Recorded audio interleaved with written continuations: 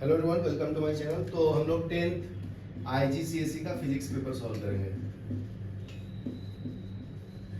ठीक है, तो पेपर कोड है अपना 0625/43, राइट। मई जून 2022, बराबर है। तो अभी हम लोग सॉल्व करेंगे फर्स्ट क्वेश्चन। क्या बोलता है? Battery provide energy to electric car. तो has an acceleration of a का वैल्यू है 2.9 मीटर पर second square when it move from rest. ठीक है, रेस्ट से स्टार्ट होता है, मतलब इनिशियल वेलोसिटी 0 है, आपको फाइनल वेलोसिटी निकाल सकते हैं। ठीक है, मास कितना दिया हुआ है इसका जी? 1600 kg का कार है। ठीक है ना। तो फर्स्ट में कैलकुलेट करना है, calculate the time to reach the speed of 28 metre पर सेकेंड। टाइम निकालना है आपको जब वेलोसिटी हो जाएगा 28 मीटर पर सेकेंड। तो सिंपल है, v equal to u plus a t apply करेंगे तो फाइनल वेलोसिटी निकालना है। तो v u पता है अपने को 0, a पता है 2.9, टाइम निकल जाएगा। v भी पता है ना अपने को 28, तो t is equal to 28 upon 2.9 कितना आता है बताइए?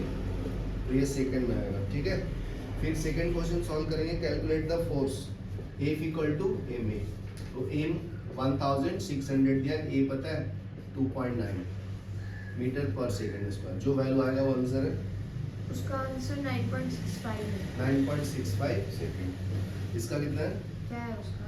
600 into थर्ड में कैलकुलेट करना है, calculate the kinetic energy 4640 4640 metre पर सेकंड स्क्वायर।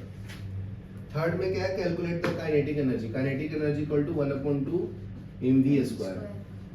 तो 1/2 मास कितना? 1600, स्पीड दिया है 28 मीटर। 28 कैलकुलेट करके बताओ कितना आता है? तो ये आ पाएगा जूल में। ठीक है, नेक्स्ट है बी क्वेश्चन 627 200।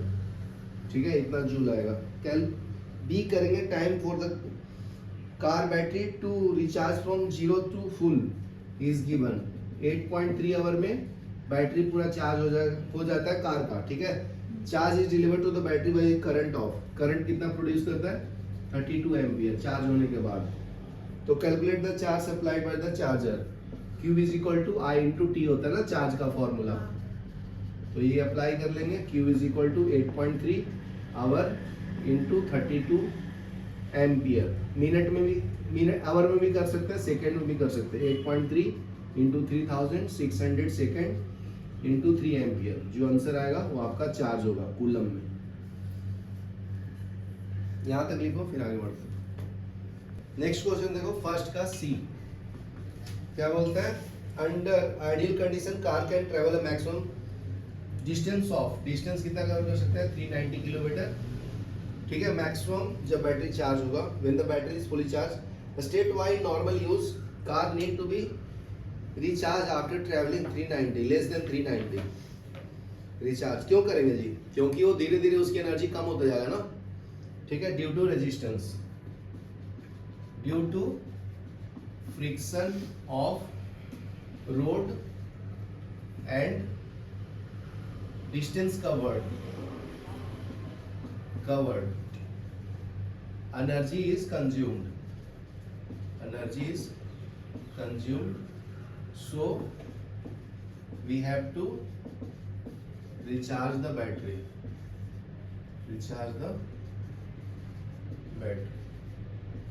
बराबर है? ओके। सेकेंड क्वेश्चन में क्या है? Water is held behind a dam in a hydropower scheme. State in the form of energy stored in the water in the behind the dam. क्या होता है? Gravitational potential energy ना। तो लिख लो, gravitational potential energy. ठीक है, D क्या है? The water is release from dam fall a vertical height. कितना हाइट है? 410 metre 410 at a rate of 480 kg per second.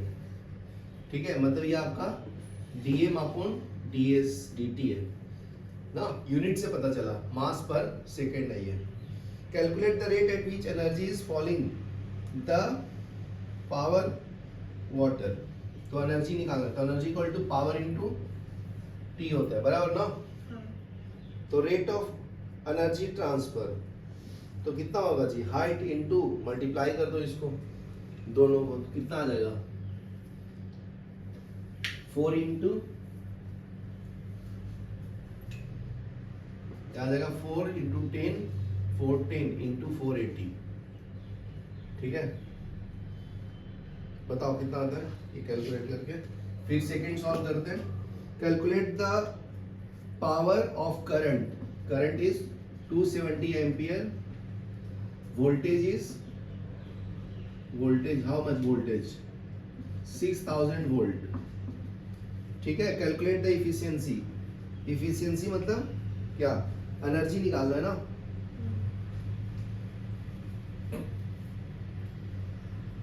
Total output upon Total input, which is total, ठीक है ना, मतलब ये आपका इनपुट है ना, ये जो एनर्जी है 400 कितना आता है? 4100, नहीं मैं तो पूछ रही हूँ क्या लिखा है, 4100 410 मीटर इंटू इंटू 480 196800, 196,800, तो इसको ठीक है। आप लिख सकते हो ना 2000 2 2 1 2 3 4 5, हाँ बराबर है। हाँ अभी ये कितना आएगा, पावर कितना आएगा इसका 6000 इंटू 270, कितना आता है बताइए, वोल्ट इंटू एम्पियर,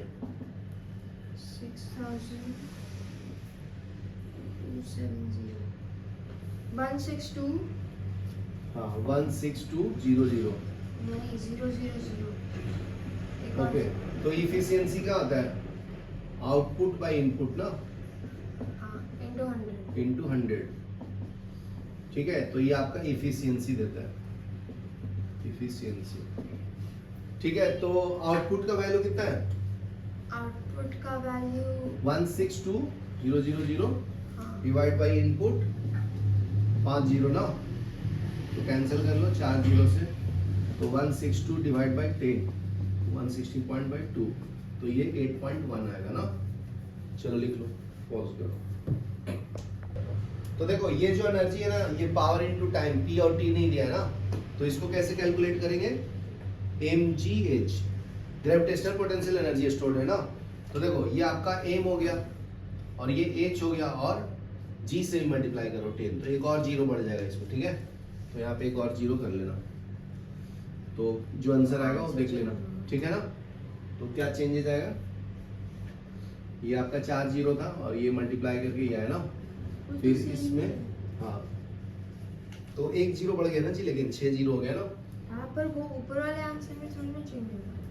हाँ ठीक है, तो देखो एक जीरो, यहाँ पे 2 जीरो है ना, वो हम लोग छोड़ दिए, तो ये 2 जीरो से 2 जीरो चला जाएगा, ठीक है। तो इसको मॉडिफाई कर लो, ये 81 आएगा ना, बराबर से सब जीरो चला गया, तो ये कितना आ जाएगा 81, इफिशियंसी 81। देखो सेकंड का सी में क्या है, hydro electric energy is renewable form of energy, state 1 disadvantage of hydro electric power scheme, क्या डिसएडवांटेज है जी, हैबिटेट डिस्ट्रक्शन, हाँ? हैबिटेट डिस्ट्रक्शन, और it occupy large amount of area ना, to store the water, it requires large amount of area to store water, second है state one other renewable source of energy, क्या है, wind energy, tidal energy, geothermal energy,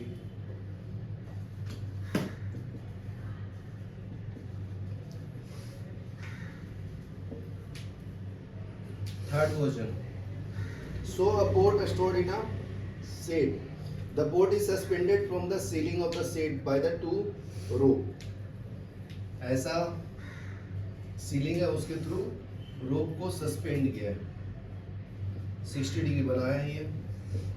ये आपका रोप है, इसमें tension T है, ठीक है। ये आपका बोट है। तो बताना tension T in each of the rope is given. T का वैल्यू भी दिया है 75 न्यूटन। ये फोर्स को टेंशन बोलते हैं, ठीक है।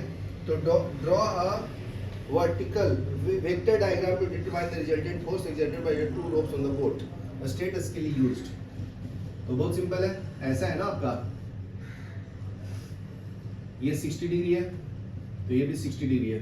यहाँ से ऐसे कैलकुलेट करेंगे 90 डिग्री आएगा, समझा? बराबर है। ये आपका t है तो रिजॉल्व कर लेंगे, ये x ये y है, तो cos 60 degree is equal to x upon t। तो x आ जाएगा ना, ये आ जाएगा t cos ऑफ 60। तो x का वैल्यू कितना है, टेंशन कितना है 75, cos 60 कितना होता है 1/2। तो ये जो आंसर आएगा वो आपका x का फोर्स मिलेगा। y फोर्स कैसे मिलेगा जी, ये मिलेगा t साइन ऑफ 60 डिग्री। तो t का वैल्यू 75 साइन 60 √3/2। कितना आंसर आएगा वो न्यूटन में होगा यूनिट। ये आपका वर्टिकल फोर्स हो गया, ठीक है। और ये क्या हो गया, हॉरिजॉन्टल फोर्स, बराबर है। बता दिया हूँ, मैग्नीट्यूड ऑफ द रिजल्टेंट बताना है, x 150 है, डायरेक्शन भी बताना है। कितना है ये x 150 150 कैसे आएगा x 75 इंटू 1/2 है ना, 0.5 1.5 बोला आपने, नहीं 15.0 नहीं हाँ। 150 150 कैसे आएगा, 75 का हाफ करेंगे ना बेटा, तो ये आ जाएगा 3 7 14। 37.5। What is this? अब वो पता नहीं क्यों आया। ये तो नॉर्मल दिमाग भी है ना। 37.5 इंटू 1.732 कितना आएगा, थोड़ा सा ज्यादा आएगा ना, समझ गया?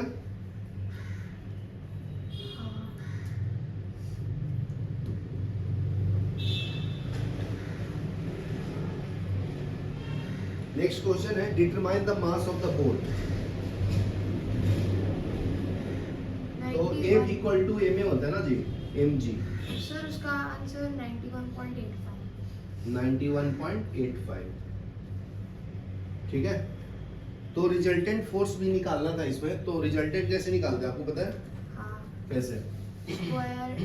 स्क्वायर करके।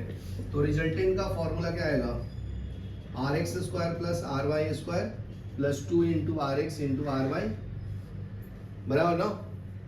सही बोल रहा हूँ गलत? इधर एंगल आता है कुछ नहीं, तो सॉल्व करो भाई, कितना आएगा? ये आ जाएगा 37.5 का स्क्वायर प्लस 91.85 का स्क्वायर प्लस 2 इंटू कितना 37.5 इंटू 91.85 कितना आता है बताइए? जो आएगा वो रिजल्टेंट फोर्स होगा। यहाँ तक लिखो फिर आगे बताओ। तो देखो अभी थर्ड का सेकेंड सॉल्व करेंगे, मास ऑफ बोट बताना है। तो F equal to mg apply करेंगे, तो रिजल्टेंट फोर्स का वैल्यू कितना आया था जी, कैलकुलेट करके? 16.822 न्यूटन। तो मास आ जाएगा g पर पता है, तो m इक्वल टू 168.2 kg आएगा, बराबर है। ये आपका मास आ गया। नेक्स्ट है b, force is a vector quantity, draw a circle, two other quantities which list vectors are there। तो acceleration भी वेक्टर है ना, वेक्टर क्वांटिटी, क्योंकि ये भी डायरेक्शन बताता है। डेंसिटी नहीं, एनर्जी नहीं, मास नहीं, मोमेंटम भी है, मोमेंटम मास इनटू वेलोसिटी होता है ना। ये वेक्टर क्वांटिटी है तो ये भी वेक्टर क्वांटिटी है। तो दो ही बताना था, हो गया। नेक्स्ट है फोर्थ का first, so apparatus used to observe the motion of a smoke particle, Brownian motion, ठीक है। ग्लास कवर दिया है, glass cell has a light shining on it on the side, a smoke particle is seen at the bright speck of light looking through the microscope, draw the path of one of the bright specks of the light। Sir वहाँ पे आपने क्या क्या mark किया है? कहाँ पे? B में एक्सेलरेशन, हाँ A फॉर एक्सेलरेशन और P फॉर मोमेंटम। तो दो क्वांटिटीज आपका वेक्टर क्वांटिटी है, ठीक है। आप भी कर लो। Draw the path of the bright speck of the light. तो लाइट जो होता है क्या करता है, स्ट्रेट फॉरवर्ड मूव करता है ना। अगर स्मोक है तो थोड़ा सा डिस्टर्ब होगा। Draw the path of the bright spark. ये ऊपर माइक्रोस्कोप लगा है, नीचे में क्या है, ये ग्लास कवर है। तो देखो अगर यहाँ से लाइट ऐसे आएगी तो रेयर मीडियम से डेंसर मीडियम में डायरेक्ट चला जाएगा, क्योंकि ये परपेंडिकुलर है ना, कल बताया था परपेंडिकुलरली स्ट्रेट पाथ मूव करता है। तो ये फर्स्ट का आंसर हो गया। सेकंड में क्या, explain in terms of the force and motion of air molecules the cause of motion of the smoke particles. Motion क्यों कर रहा है जी स्मोक सर पार्टिकल्स? ऊपर से नीचे जा रहा है ना लाइट। हाँ जी, ऐसे motion of a smoke particle is due to kinetic energy obtained when light is traveling. When light is traveling from medium 1 to 2, from 1 to 2 medium, second medium, ठीक है। And smoke get charged due to energy, due to energy। चलो ये लिखिए।